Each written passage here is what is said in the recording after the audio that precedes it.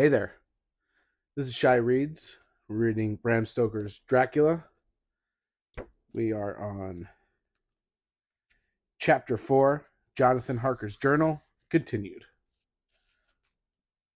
I awoke in my own bed. If it be that I had not dreamt, the Count must have carried me here. I tried to satisfy myself on the subject, but could not arrive at any unquestionable result. To be sure, there was there were certain small evidences, such as that my clothes were folded and laid by in a manner which was not my habit. My watch was still unwound, and I am rigorously accustomed to wind it the last thing before going to bed, and many such details. But these things are no proof, for they may not have been evidences that my mind was not as usual, and for some cause or another, I had certainly been much upset. I must watch for proof of one thing. I am glad. If it was that the Count carried me here and undressed me, he must have been hurried in his task, for my pockets are intact. I am sure his diary would have been a mystery to him, which he would not have brooked. He would have taken or destroyed it.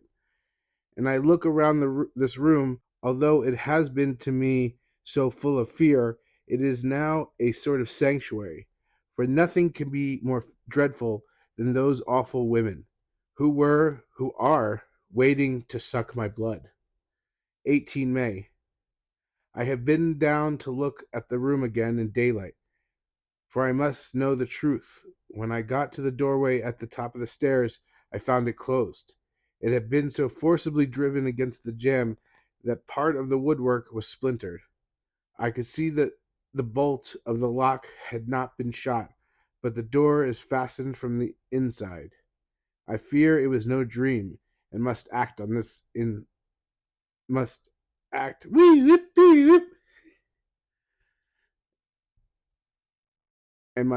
on this surmise. 19 May. I am surely in the toils. Last night the Count asked me in the suavest tones to write 3 letters, one saying that my work here was nearly done and that I should start for home within a few days, another that I was starting on the next morning from the time of the letter, and the third that I had left the castle and arrived at Bistritz. I would fain have rebelled, but felt that in the present state of things it would be madness to quarrel openly with the Count, whilst I am so absolutely in his power, and to refuse would be to excite his suspicion and to rouse his anger. He knows that I know too much and that I must not live, lest I be dangerous to him. My only chance is to prolong my opportunities. Something may occur which will give me a chance to escape. I saw in his eyes something of that gathering wrath which was manifest when he hurled that fair woman from him. He explained to me that posts were few and uncertain, and that my writing now would ensure ease of mind to my friends.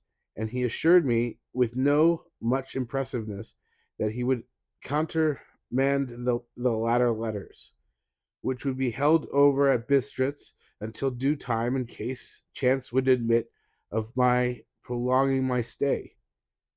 That to oppose him would have been to create new suspicion. I therefore pretended to fall in with his views and asked him what dates I should put on the letters. He calculated a minute and then said, "The first should be June 12th, the second June 19th, and the third June 29th.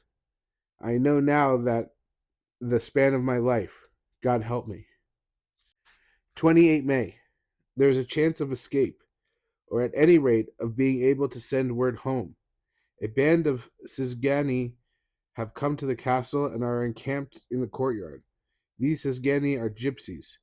I have notes of them in my book. They are peculiar to this part of the world, though allied to the ordinary gypsies all the world over. There are thousands of them in Hungary and Transylvania, who are almost outside all law. They attach themselves as a rule to some great noble or boyar and call themselves by his name. They are fearless and without religion, save superstition, and they talk only their own varieties of the Romani tongue. I shall write some letters home and shall try to get them to have them posted. I have already spoken them through my window to begin acquaintanceship. They took their hats off and made obeisance and many signs, which, however, I could not understand any more than I could their spoken language. I have written the letters. Mina's is in shorthand, and I simply asked Mr. Hawkins to communicate with her. To her I have explained my situation, but without the horrors which I may only surmise. It would shock and frighten her to death were I to expose my heart to her. Should the letters not carry, then the Count shall not yet know of my secret or the extent of my knowledge. I have given the letters. I threw them through the bars of my window with a gold piece and made what signs I could to have them posted. The man took them, pressed them to his heart, and bowed, and then put them in his cap. I could not do no more. I stole back to the study and began to read, as the Count did not come in. I have written here. The Count has come. He sat down beside me and said in the smoothest voice as he opened two letters, "The Zizgeni have given me these, of which, though I know not whence they come, I shall, of course, take care. See?" He must have looked at it. "One is from you and to my friend Peter Hawkins. The other," here he caught sight of the strange symbols as he opened the envelope, and the dark look came into his face, and his eyes blazed wickedly. "The other is a vile thing, an outrage upon friendship and hospitality. It is not signed. Well, so it can not matter to us." And he calmly held letter and envelope in the flame of the lamp till they were consumed. Then he went on. "The letter to Hawkins that I shall, of course, send on, since it is yours. Your letters are sacred to me. Your pardon, my friend, that unknowingly I did break the seal. Will you not cover it again?" He held out the letters to me and with a courteous bow handed me a clean envelope. I could only redirect it and hand it to him in silence. When he went out of the room, I could hear the key turn softly. A minute later, I went over and tried it. The door was locked. When an hour or two after, the Count came quietly into the room, his coming awakened me, for I had gone to sleep on the sofa.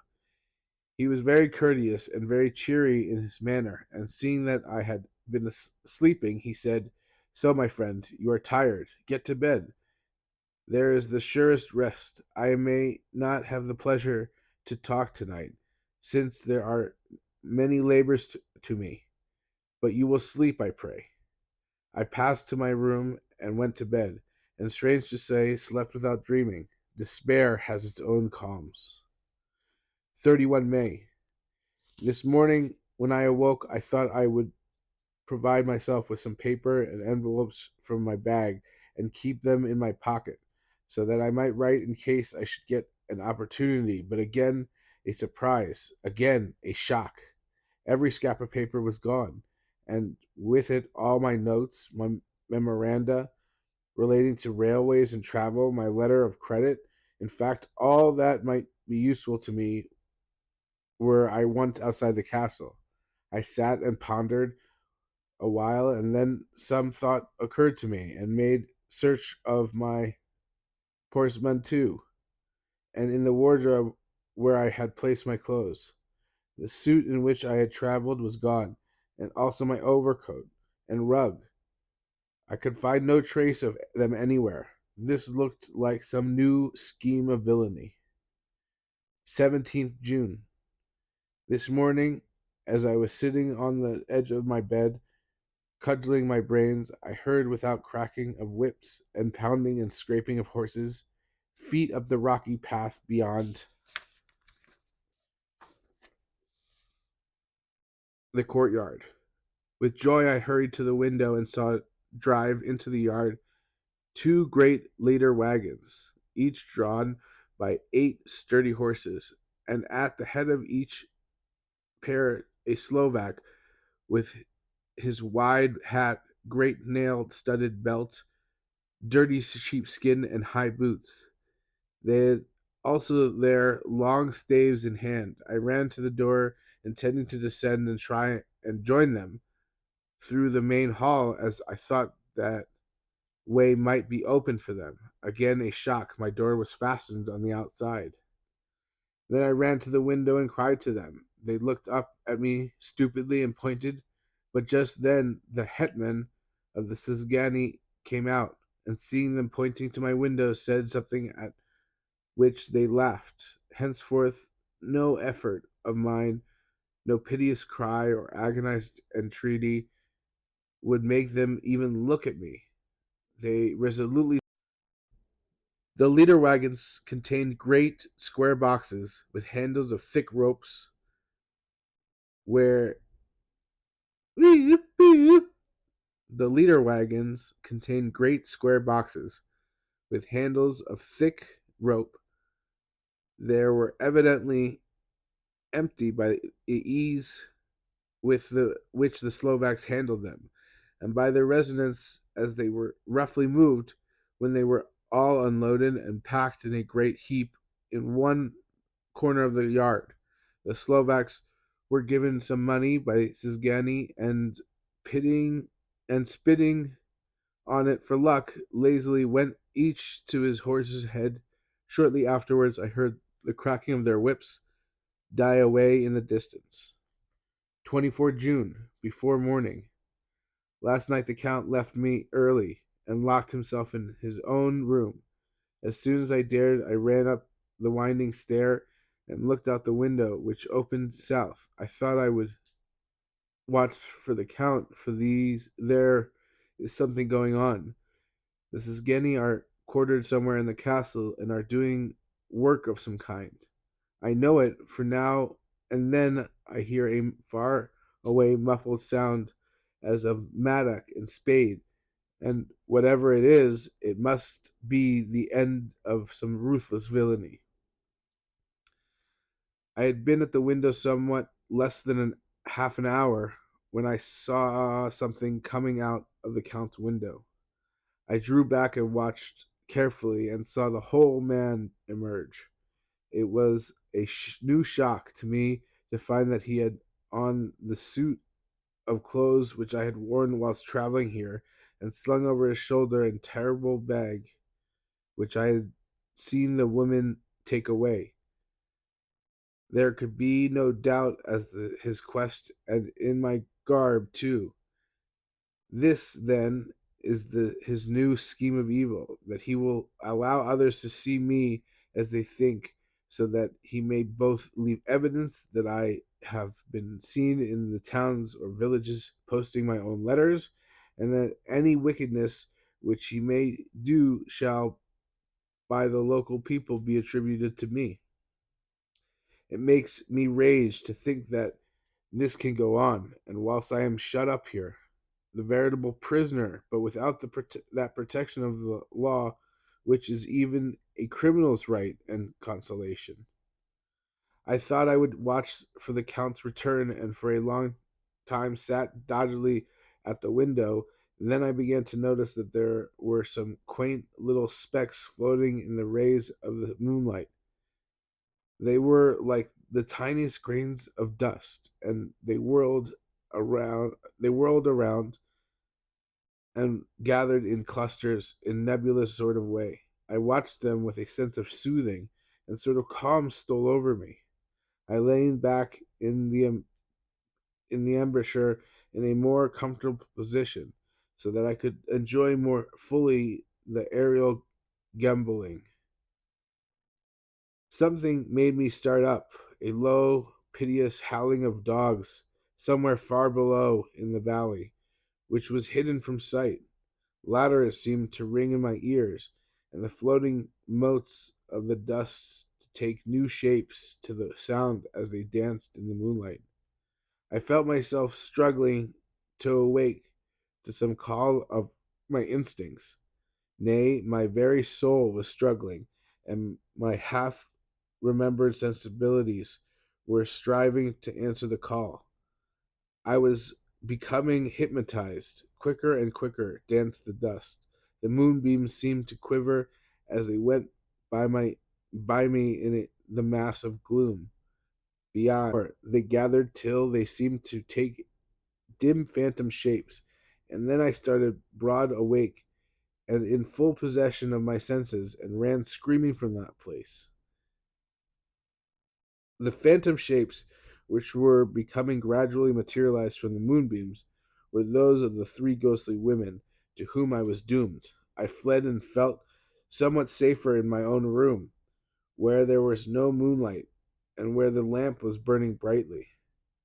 When a couple of hours had passed, I heard something stirring in the Count's room, something like a sharp wail quickly suppressed, and then there was silence, deep, awful silence, which was chilled me with a beating heart. I tried to the door, but I was locked in my prison and could do nothing.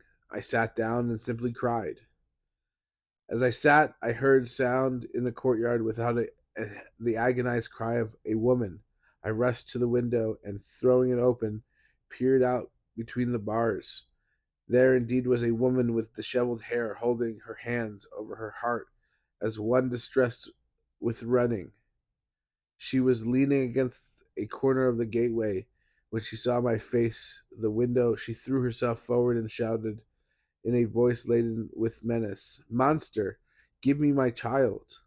She threw herself on her knees and, raising up her hand, cried the same words in tones which wrung my heart. Then she tore her hair and beat her breast and abandoned herself to all the violences of extravagant emotion. Finally, she threw herself forward, and though I could not see her, I could hear the beating of her naked hands against the door. Somewhere high overhead, probably on the tower, I heard the voice of the Count calling in his harsh, metallic whisper. His call seemed to be answered from far and wide by the howling of wolves.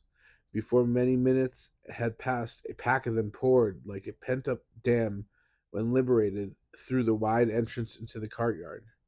There was no cry from the woman, and the howling of the wolves was but short. Before long, they streamed away, singingly licking their lips. I could not pity her, for I knew now that what had become of her child, and she was better dead. What shall I do? What can I do? How can I escape from this dreadful thing of night and gloom and fear?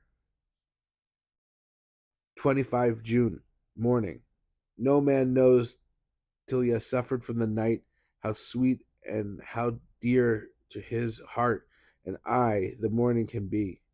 When the sun grew so high this morning that it struck the top of the great gateway opposite my window, the high spot which it touched seemed to me as if the dove from the ark had lighted there.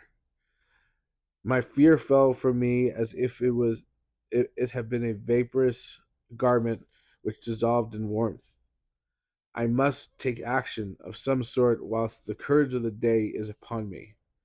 Last night of my post dated letters went to post, the first of the fatal series which is to blot out the very traces of my existence from the earth. Let me not think of it. Action. It has always been at night time that I have been molested or threatened, or in some way in danger or in fear. I have not yet seen the Count in the daylight. Can it be that he sleeps when others awake, that he may be awake whilst they sleep? If I could only get into his room, but there is no possible way. The door is always locked. No way for me. Yes, there is a way if one dares to take it, where his body has gone Why may not another body go? I have seen him myself crawl from his window. Why should not I imitate him and go in by his window? The chances are desperate, but my need is more desperate still. I shall risk it. At the worst, it can only be death, and a man's death is not a calf's, and the dreaded hereafter may still be open to me. God help me in my task. Goodbye, Mina. If I failed, goodbye. My faithful friend and second father, goodbye. All and last of all, Mina. Some days later, I have made the effort, and God help me, have come safely back to this room. I must put down every detail in order. I went, whilst my courage was fresh, straight to the window on the south side, and at once got outside on the narrow ledge of the stone which runs around the building on this side.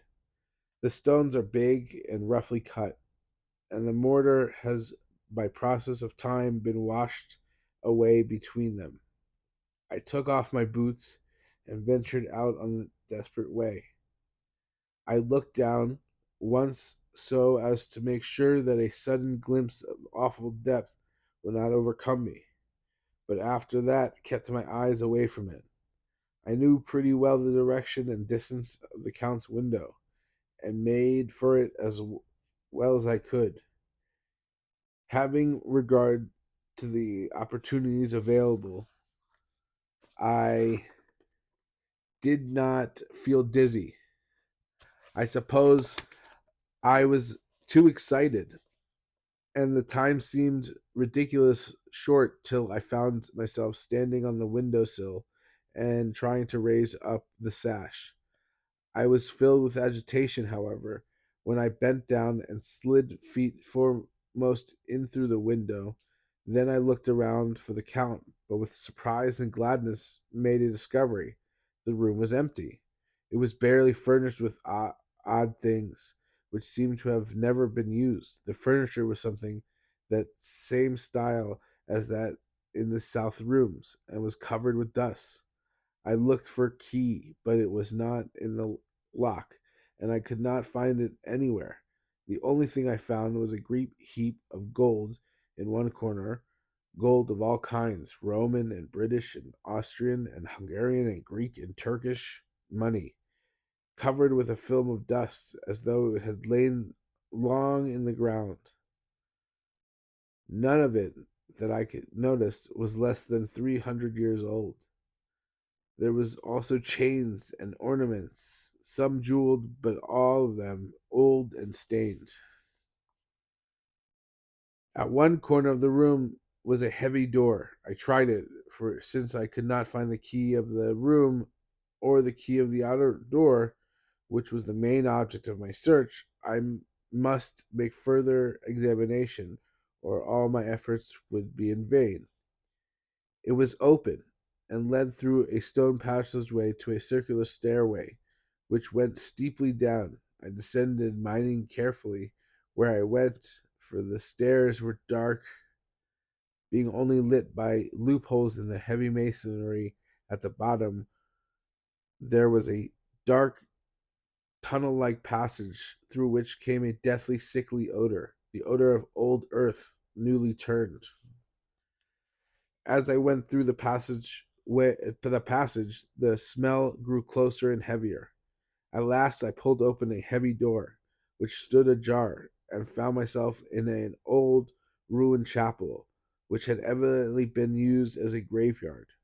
The roof was broken, and in two places were steps leading to vaults, but the ground had recently been dug over, and the earth placed in great wooden boxes, manifestly those which had been brought by the Slovaks. There was nobody about, and I made search for any further outlet, but there was none. Then I went over every inch of the ground, so as not to lose a chance. I went down even into the vaults, where the dim light struggled, although to do so was a dread to my very soul. In two of these I went, but I saw nothing except fragments of old coffins and piles of dust. In the third, however, I made a discovery. There, in one of the great boxes, of which there were 50 in all, on a pile of newly dug earth lay the Count. He was either dead or asleep, I could not say which, for the eyes were open and stony, but without glassiness of death, and the cheeks had the warmth of life through all their pallor, and the lips were red as ever. But there was no sign of movement, no pulse, no breath, no beating of the heart. I bent over him, and I tried to find sign of life, but in vain. He could not have lain there long, for the earthly smell would have passed away in a few hours. By the side of the box was its cover, pierced with holes here and there. I thought he might have the keys on him, but when I went to search, I saw the dead eyes, and in them, dead though they were, such a look of hate through unconscious of me or my presence that I fled from that place, and leaving the Count's room by the window, crawled again up the castle wall. Regaining my room, I threw myself panting upon the bed and tried to think. 29 June. Today is the date of my last letter, and the Count has taken steps to prove that it was genuine, for again I saw him leave the castle by the same window and in my clothes. As he went down the wall, lizard fashion, I wished I had a gun or metal lethal weapon, that I might destroy him. But I fear that no weapon wrought alone by man's hand would have any effect on him. I dare not wait to see him return, for I feared to see those weird sisters. I came back to the library and read there till I fell asleep. I was awakened by the Count, who looked at me as grimly as a man can look as he said, "Tomorrow, my friend, we must part. You return to your beautiful England, I to some work which may have such an end that we may never meet. Your letter home has been dispatched. Tomorrow I shall not be here, but all shall be ready for your journey. In the morning come the Szgany, who have some labors of their own here, and also come some Slovaks. When they have gone, my carriage shall come for you and shall bear you to the Borgo Pass to meet the diligence from Bukovina to Bistritz. But I am in hopes that I shall see more of you at Castle Dracula. I suspected him and determined to test his sincerity. Sincerity. It seems like a profanation of the word to write it in connection with such a monster. So asked him point blank, "Why may I not go tonight?" "Because, dear sir, my coachman and horses are away on a mission." "But I would walk with pleasure. I want to get away at once." He smiled, such a soft, smooth, diabolical smile, that I knew was some trick behind his smoothness. He said, "And your baggage?" "I do not care about it. I can send for it some other time." The Count stood up and said with a sweet courtesy which made me rub my eyes, it seemed to reel, "You English have a saying which is close to my heart, for its spirit is that which rules all our boyars. Welcome the coming, speed and parting guest. Come with me, my dear young friend. Not on an hour shall you wait in my house against your will. Though sad I am I at your going, and that you so suddenly desire it, come." With a stately gravity, he with lamp preceded me down the stairs and along the hall. Suddenly he stopped. "Hark!" Close at hand came the howling of many wolves. It was almost as if the sound sprang up at the rising of his hand, just as the music of the great orchestra seems to leap under the baton of the conductor. After a pause of moments, he proceeded in his stately way to the door, drew back the ponderous bolts, unhooked the heavy chains, and began to draw it open. To my intense astonishment, I saw that it was unlocked. Suspiciously, I looked all around, but could not see no key of any kind. As the door began to open, the howling of the wolves without grew louder and angrier. Their red jaws with champing teeth and their blunt clawed feet as they leaped came in through the opening door. I knew then that the struggle at the moment against the Count was useless. With such allies at his command, I could do nothing. But still the door continued slowly to open, and only the Count's body stood in the gap. Suddenly it struck me that this might be the moment and means of my doom. I was to be given to the wolves, and at my own instigation. There was a diabolical wickedness in the idea great enough for the Count, and as a last chance I cried out, "Shut the door! I shall wait till morning," and covered my face with my hands to hide my tears of bitter disappointment. With one sweep of a powerful arm, the Count threw the door shut, and the great bolts clanged and echoed through the hall as they shot back into their places. In silence, we returned to the library, and after a minute or two, I went to my own room. The last I saw of the Count was his kissing his hand to me, with a red light of triumph in his eyes, and with a smile that Judas in hell might be proud of. When I saw in my room and about to lie down, I thought I heard whispering at my door. I went to it softly and listened. Unless my ears deceived me, I heard the voice of the Count. "Back, back to your own place. Your time is not yet come. Wait. Have patience. Tonight is mine. Tomorrow night is yours." There was a low, sweet ripple of laughter, and in a rage I threw open the door and saw without the three terrible women licking their lips. As I appeared, they all joined in a horrible laugh and ran away. I came back to my room and threw myself on my knees.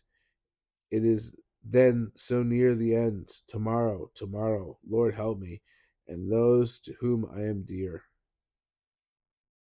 30 June, morning. These may be my last words I ever write in this diary. I slept till just before the dawn, and when I awoke, threw myself on my knees, for I determined that if death came, he. At last, I felt that subtle change in the air and knew that the morning had come. Then came the welcome cockcrow, and I felt that I was safe. With a glad heart, I opened the door and ran down to the hall. I had seen that the door was unlocked, and now escape was before me. With hands that trembled with eagerness, I unhooked the chains and drew back the massive bolts. But the door would not move. Despair seized me. I pulled and pulled at the door and shook it till massive as it rattled in the casement. I could see the bolt shot. It had been locked after I left the Count. Then a wild desire took me to obtain that key at any risk, and I determined then and there to scale the wall again and gain the Count's room. He might kill me, but death now seemed the happier choice of evils. Without a pause, I rushed up to the east window and scrambled down the wall. As before, into the Count's room. It was empty, but that was as I expected. I could not see a key anywhere, but the heap of gold remained. I went through the door in the corner and down the winding stair and along the dark passage to the old chapel.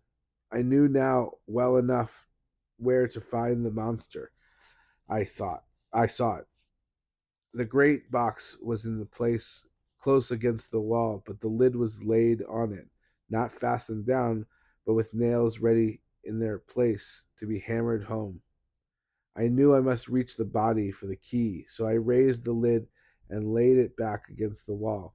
And then I saw something which filled my very soul with horror. There lay the Count, but looking as if his youth had been half renewed, for the white hair and mustache were changed to dark iron gray. The cheeks were fuller, and the white skin seemed ruby red underneath. The mouth was redder than ever, for on the lips were gouts of fresh blood, which trickled from the corners of the mouth and ran over the chin and neck. Even the deep burning eyes seemed to set amongst swollen flesh, for the lids and pouches underneath were bloated. It seemed as if the whole awful creature were simply gorged with blood. He lay like a filthy leech, exhausted with his repletion. I shuddered as I bent over to touch him, and every sense in me revolted in the contact. But I had to search, or I was lost. The coming night might see my own body a banquet in a similar way to this horrid three. I felt all over the body, but no sign could I find the key. Then I stopped and looked at the Count. There was a mocking smile on the bloated face, and seemed to drive me mad. This was the being I was helping to transfer to London, where perhaps for centuries to come he might, amongst its teeming millions, satiate his lust for blood and create a new and ever widening circle of semi demons to batten on the helpless. The very thought drove me mad. A terrible desire came upon me to rid the world of such a monster. There was no lethal weapon at hand, but I seized a shovel, which the workmen had been using to fill the cases, and lifting it high, struck the edge downward at the hateful face. But as I did so, the head turned and the eyes fell upon me. With all their blaze of basilisk horror, the sight seemed to paralyze me, and the shovel turned in my hand and glanced from the face, merely making a deep gash above the forehead. The shovel fell from my hand across the box, and as I pulled it away, the flange of the blade caught the edge of the lid, which fell over again and hid the horrid thing from my sight. The last glimpse I had was of the bloated face, blood-stained and fixed with a grin of malice, which would have held its own in the nethermost hell. I thought and thought that should be my next what should be my next move, but my brain seemed on fire, and I waited with despairing feeling growing over me. As I waited, I heard in the distance a gypsy song sung by merry voices coming closer, and through their song the rolling of heavy wheels and of the cracking of whips. The Szgeni and the Slovaks, of whom the Count had spoken, were coming. With a last look around and at the box which contained the vile body, I ran from the place and gained the Count's room, determined to rush out at the moment of the door should be opened. With strained ears, I listened and heard downstairs the grinding of keys in the great lock and the falling back of the heavy door. There must have been some other means of entry, or some one had a key for one of the locked doors. Then there came the sound of many feet tramping and dying away in some passage, which sent up a clanging echo. I turned to run down again towards the vault, where I might find the new entrance. But at the moment there seemed to come a violent puff of wind, and the door to the winding stair blew to with a shock that set the dust from the lintels flying. When I ran to push it open, I found that it was hopelessly fast. I was again a prisoner, and the net of doom was closing round me more closely. As I write, there is in the passage below a sound of many tramping feet and the crash of weights being set down heavily, doubtless the boxes with their freight of earth. There is a sound of hammering. It is the box being nailed down. Now I can hear the heavy feet tramping again along the hall, with many other idle feet coming behind them. The door is shut and the chains rattle. There is a grinding of the key in the lock. I can hear the key withdraw then another door opens and shuts. I hear the creaking of lock and bolt. Hark, in the courtyard and down the rocky way, the roll of heavy wheels, the crack of whips, the chorus of Szgeny as they pass into the distance. I am alone in the castle with those awful women. Fa, Mina is a woman, and there is not in common. They are devils of the pit. I shall not remain alone with them. I shall try to scale the castle wall farther than I have yet attempted. I shall take some of the gold with me, lest I want it later. I may find a way from this dreadful place, and then away for home, away to the quickest and nearest train, away from this cursed spot, from this cursed land, where the devil and his children still walk with earthly feet. At least God's mercy is better than that of those monsters, and the precipice is steep and high. At its foot a man may sleep as a man. Goodbye, all. Mina.